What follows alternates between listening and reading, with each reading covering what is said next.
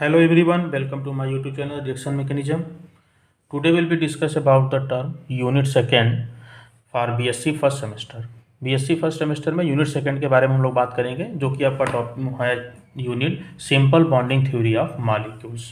Simple bonding theory of molecules में हम यहाँ पर बड़े स्टार्ट करेंगे, सारी चीज़ें यहाँ पर क्लियर हो जाएंगी आपको। आप पेन और कॉपी लेकर बैठ जाइए, नोट्स बनाते चलिएगा, अच्छे से समझाते चलेंगे और आप नोट्स बनाते चलिएगा। तो simple bonding theory of molecule, इससे पहले जो भी है फर्स्ट यूनिट का मैंने सारा पढ़ा दिया है, आप उसका वीडियो देख सकते हैं और उसमें आपको नोट्स उसके डिस्क्रिप्शन बॉक्स में हर वीडियो के मिल जाएगा, तो आप वहां से कर लीजिएगा। हम आगे बढ़ते हैं। आई होप कि आपके पास पेन और कॉपी होंगे और आप यहाँ पर स्टार्ट करने वाले हैं। सबसे पहले हम बात करेंगे शेप ऑफ एटॉमिक ऑर्बिटल। तो शेप ऑफ एटॉमिक ऑर्बिटल से पहले आप समझ लीजिए कि ऑर्बिटल कहते किसे हैं, व्हाट इज द ऑर्बिटल्स। तो लिखिएगा ऑर्बिटल क्या होता है। An orbital is the region of space around nucleus within which the probability of finding of electron of a given energy is maximum। क्या होता है, ठीक है। तो क्या है ये, the an orbital is the region of space around the nucleus within the probability of finding of an electron of a given energy maximum। वह एरिया, वह क्षेत्र न्यूक्लियस के चारों तरफ का जिधर की इलेक्ट्रॉन पाए जाने की संभावना सबसे ज़्यादा होती है, वो हमारा कहलाता है ऑर्बिटल्स, ठीक है। दूसरा, द शेप ऑफ रीजन्स, लिखिएगा पॉइंट बनाइएगा, the shape of region of electron cloud give the shape of orbitals. Shape of the region of electron cloud gives the shape of orbitals. वो ऑर्बिटल का shape बताता है, जो जिस प्रकार से इलेक्ट्रॉन क्लाउड रहेगा उसी प्रकार से ऑर्बिटल का भी शेप रहेगा। क्लियर हुआ।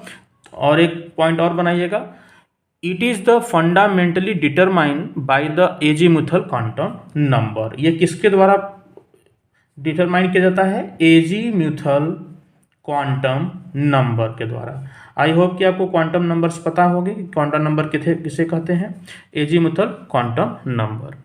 अब यहाँ पर आप समझ लेंगे, ये तो बताएगा कौन, एजीमुथल क्वांटम नंबर, ठीक है। दूसरा, ओरिएंटेशन कौन बताता है, लिखिएगा आगे, while orientation of electron depend upon the magnetic quantum number m। ठीक है, ये दो पॉइंट हैं, एजीमुथल क्वांटम नंबर और magnetic quantum number. Azimuthal quantum number क्या बताएगा, यही बताएगा आपका शेप क्या होगा, ठीक है। और ओरिएंटेशन बताएगा कौन, मैग्नेटिक क्वांटम नंबर। तो आप जानते हैं, पॉइंट बनाइएगा, for every n l equal to होता है 0 to n-1। ये हम जानते हैं। n क्या है, यहाँ प्रिंसिपल क्वांटम नंबर या फिर एनर्जी लेवल सेल है, सेल, ठीक है। और फॉर एवरी l m की वैल्यू क्या होती है, -l से +l तक, ठीक है। और एक पॉइंट और बनाएगा, इफ l इजकल टू 0, अगर l की वैल्यू 0 हो तो उस समय सेल क्या होगा, s सब सेल होगा। कौन सा सब सेल होगा, s सब सेल, ठीक है। जिसको हम, मतलब इसका यह है कि s ऑर्बिटल होगा। s ऑर्बिटल कब होगा, जब l की वैल्यू 0 हो। l की वैल्यू 1 पे p sub shell, p sub shell means that is p orbital, that is p orbital. l equal to 2, that is d sub shell, d sub shell, that is d orbital. And last l equal to 3, तो f sub shell होगा, और f sub shell means that is f orbital. तो यहाँ से आपको समझ में आ गया होगा, जब l की वैल्यू होगी वह हमारा क्या बताता है कि किस प्रकार सा शेप होगा, s वाला होगा कि p कि d की f। अब हम बात कर लेते हैं यहाँ पर पहला जो टर्म है ऑर्बिटल के बारे में, s ऑर्बिटल। हेडिंग डालिएगा s ऑर्बिटल, इसके बारे में, ठीक है। s orbital that is l equal to 0 रहेगा तब के लिए, ठीक है। तो लिखिए, these orbitals are spherical and symmetrical about nucleus. ठीक है, ये क्या होंगे, स्फेरिकल और सिमेट्रिकल होंगे न्यूक्लियस के, ठीक है। ऑर्बिटल्स क्या होंगे, स्फेरिकल होंगे और सिमेट्रिकल होंगे, ठीक है, न्यूक्लियस के around. And the electron charge cloud, electron charge cloud,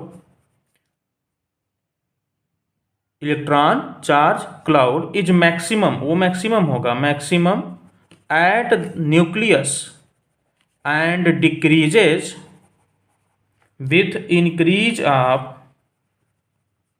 in distance, distance बढ़ता जाएगा, ठीक है, जो इलेक्ट्रॉन चार्ज क्लाउड का डेंसिटी है वो घटता जाएगा, ठीक है, फ्रॉम न्यूक्लियस, न्यूक्लियस से जितना दूर जाएंगे इलेक्ट्रॉन चार्ज क्लाउड क्या होता जाएगा, कम होता जाएगा, ठीक है।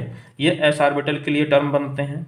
फिर दूसरा पॉइंट डालते हैं हम यहाँ पर कि the size of orbital depend upon value of principal quantum number. क्या है? Size of orbital depend upon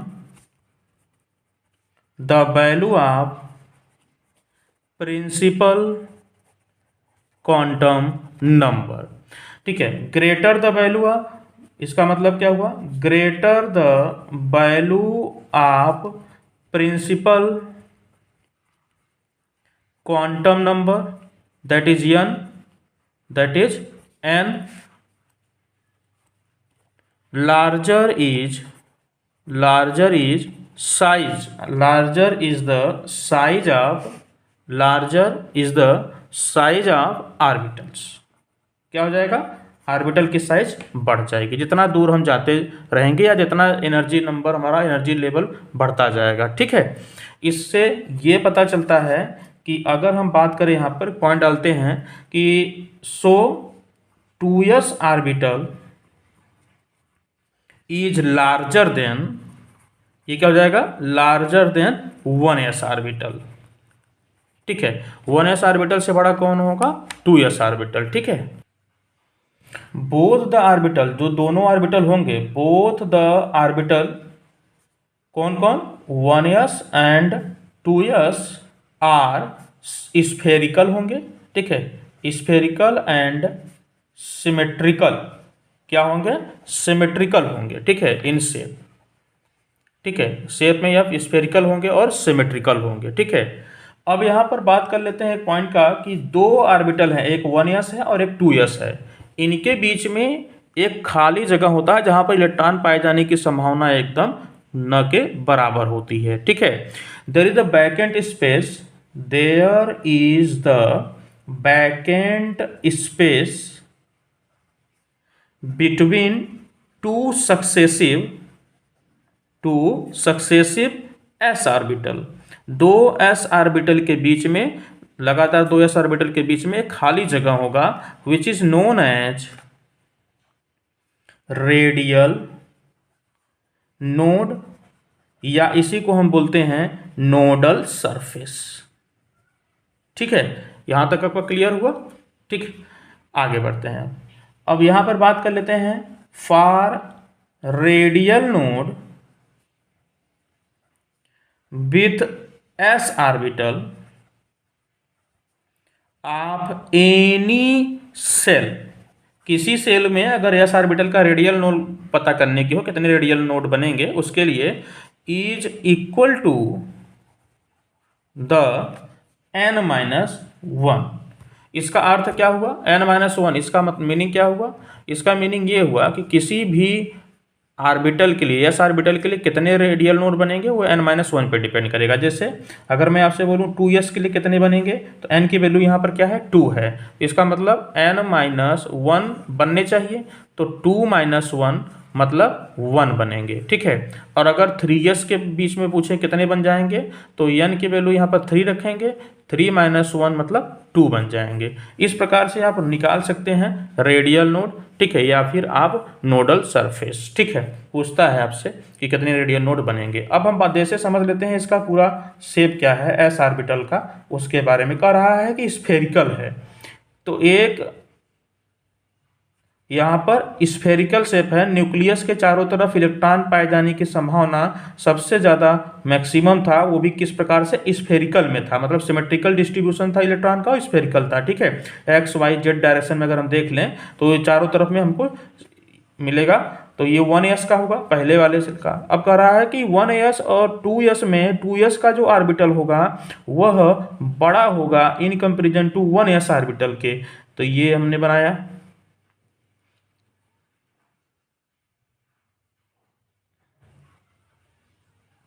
ठीक है, अब आप समझ सकते हैं कि है क्या, एक ये 1s ऑर्बिटल का था, ये किसका हुआ 2s ऑर्बिटल। ठीक है, ये हम अगर डायरेक्शन दिखा दें तो ये चारों तरफ सिमेट्रिकल होंगे। ठीक है, एक्स वाई जेड डायरेक्शन में क्या होंगे, सिमेट्रिकल होंगे। ये किसका है 2s। अब देखिए ये 1s एक s ऑर्बिटल दूसरे s ऑर्बिटल के बीच में जो खाली जगह है जहाँ पर इलेक्ट्रॉन नहीं पाए जाने की संभावना है, इसी को हम क्या बोलते हैं, नोडल। ठीक है, इसी को हम बोलते हैं नोडल सरफेस है ये हमारा। ठीक है, कौन सा है, नोडल सरफेस। ठीक है, या फिर हम इसी को बोलते हैं रेडियल नोड, इसी को हम बोलते हैं रेडियल नोड। आई होप कि समझ में आ गया होगा कि एस ऑर्बिटल क्या होता है। अब नेक्स्ट हम बात कर लेते हैं पी ऑर्बिटल पे। किस पे, पी ऑर्बिटल पे। तो रीड लिए पी ऑर्बिटल, इस पे हम बात कर लेते हैं। लिखिएगा the probability of finding a P electron is maximum in 2 lobes on the opposite side of the nucleus. क्या मतलब है इसका, मतलब ये कह रहा है कि इलेक्ट्रॉन पाए जाने की संभावना पी ऑर्बिटल के कहाँ होंगे, 2 लोब्स में होंगे और दोनों लोब क्या होंगे, न्यूक्लियस के अपोजिट होंगे। जैसे मान लो ये न्यूक्लियस है तो एक लोब इधर बनेगा और एक लोब इधर बनेगा। ठीक है, यहाँ पर इलेक्ट्रॉन पाए जाने की संभावना मैक्सिमम है, यहाँ पर इलेक्ट्रॉन पाए जाने की संभावना मैक्सिमम है। तो ये शेप कैसा लग रहा है आप देख के बता सकते हैं। The shape of P orbital is dumbbell. ठीक है, पी ऑर्बिटल का शेप क्या है, पी ऑर्बिटल शेप डम्बल होता है। ठीक है, डम्बल्स आप समझ रहे हैं डम्बल के। ठीक है, ये डम्बल होता है। दूसरा आप समझ सकते हैं for p orbital L equal to 1। अगर L इजकल टू 1 है, आप जानते हैं पी ऑर्बिटल कब आएगा, जब L की वैल्यू क्या होगी, 1 होगी। ठीक है, L equal to 1। Therefore magnetic quantum number, therefore magnetic quantum number, magnetic quantum number मतलब m क्या होगा, m L की वैल्यू का -L से लेकर +L तक होता है। ठीक है, आप जानते हो। तो यहाँ से दैट इज -1 टू +1। और इससे क्या निकला, इससे निकला ये कि -1 0 और +1 मतलब 3 डिजेनरेसी होगा। ठीक है, देयर आर 3 डिजेनरेसी। ठीक है, अब यहाँ पर जो हमारा 3 डिजेनरेसी है, ये जो 3 डिफरेंट, ठीक है, देयर आर 3 डिफरेंट ओरिएंटेशन, ये 3 अलग अलग जो ओरिएंटेशन हैं, ठीक है, डेजिग्नेटेड एज, इनको हम ऐसे डेजिग्नेटेड करते हैं कैसे, पी एक्स, पी वाई और पी जेड। हम इस प्रकार से इनको रिप्रेजेंट करते हैं, जहां पर कि P x, P Y, P Z क्या है। ठीक है, P x, P Y, P Z depending upon, लिखिएगा, depending upon the whether the density of electron is maximum along the x, y and z axis respectively। ठीक है, ये आपका term हुआ। ठीक है, तो क्या कर रहा है कि पी ऑर्बिटल है, पी ऑर्बिटल हमारा 3 डिजेनरेट होगा। कौन कौन, -1 0 +1, जिसको हम डिजिनेट करते हैं p x, P Y, P z के टर्म में। और p x, P Y, P Z क्या है, यह हमारा बताता है कि एक्स, वाई और जेड एक्सिस के अलोंग उनका क्या है। ठीक है, दूसरा ये न्यूक्लियस के दोनों तरफ लोब में बनेंगे। ठीक है, अपोजिट साइड में। आगे अब इनका देख लेते हैं स्ट्रक्चर कैसा होगा। अब हम मान लेते हैं हमारे पे 3D स्ट्रक्चर है, एक्स वाई जेड डायरेक्शन है हमारा, यहाँ पे एक्सिस है। तो अगर एक्स एक्सिस के अलोंग बना, मतलब इलेक्ट्रॉन डेंसिटी, ये बीच वाला न्यूक्लियस मान लेते हैं, न्यूक्लियस के इधर अपोजिट लोब में, ठीक है, एक्स एक्सिस के अलोंग बना तो हम इसको बोलेंगे पी एक्स। ये हमारा न्यूक्लियस मान लेते हैं। अगर ये वाई एक्सिस की तरफ बना, ठीक है, अलोंग वाई एक्सिस, तो हम इसको बोलेंगे क्या, पी वाई। अगर ये हमारा जेड एक्सिस के अलोंग बना तो हम इसको क्या बोलेंगे, पी जेड बनेंगे। ठीक है, तो यहाँ पर एक टर्म समझ में आ गया कि P x, P Y, P Z क्या है, ये बताता है कि जो हमारा लोब्स है वह अपोजिट साइड में किस डायरेक्शन में बन रहा है, किस एक्सिस के अलोंग बन रहा है। ठीक है, ये हमारा क्लियर हुआ, यहाँ पर ये बना लीजिएंगे। इसके बाद हम बात कर लेंगे कि ये जो पी एक्स, पी वाई और पी जेड हैं, ठीक है, ये जो अलग अलग हमारे यहाँ पर ऑर्बिटल हैं, 3 ऑर्बिटल, तो लिखिएगा इसमें कि these three orbitals of p have equal energy for particular energy shell. ठीक है, इनकी सभी की एनर्जी क्या होगी, बराबर होगी। ठीक है, अब हम नेक्स्ट बढ़ते जाते हैं डी ऑर्बिटल के टर्म में। ठीक है, डी ऑर्बिटल, ये डी ऑर्बिटल कब होगा, जब L इक्वल टू हमारा क्या हो, 2 हो। L इक्वल टू 2 है। ठीक है, लिखिएगा इसमें the an orbital with L equal to 2 is called d orbital. An orbital with L equal to 2 is called d orbital, is called d orbital. और हम ये जानते हैं for L equal to 2 there are 5 value of magnetic quantum number. Magnetic quantum number कितने होंगे, 5 value. ठीक है, और वो क्या क्या होंगे आप अभी जानते हो। L बराबर जब 2 है तो M बराबर क्या होगा, M बराबर -2 से लेकर +2 तक, तो -2 -1 0 +1 और +2 कितने हो गए, 5 हो गए। ठीक है, 10 the d orbital can have 5 orientation. इसमें कितने ओरिएंटेशन है, 5 ओरिएंटेशन है। दैट इज वो कौन कौन है, dxy, dyz, dzx, dz² and dx² minus y square. कौन कौन है, dxy, dyz, dzx, dz² and dx² minus y square. Next बात कर लेते हैं, दे हैव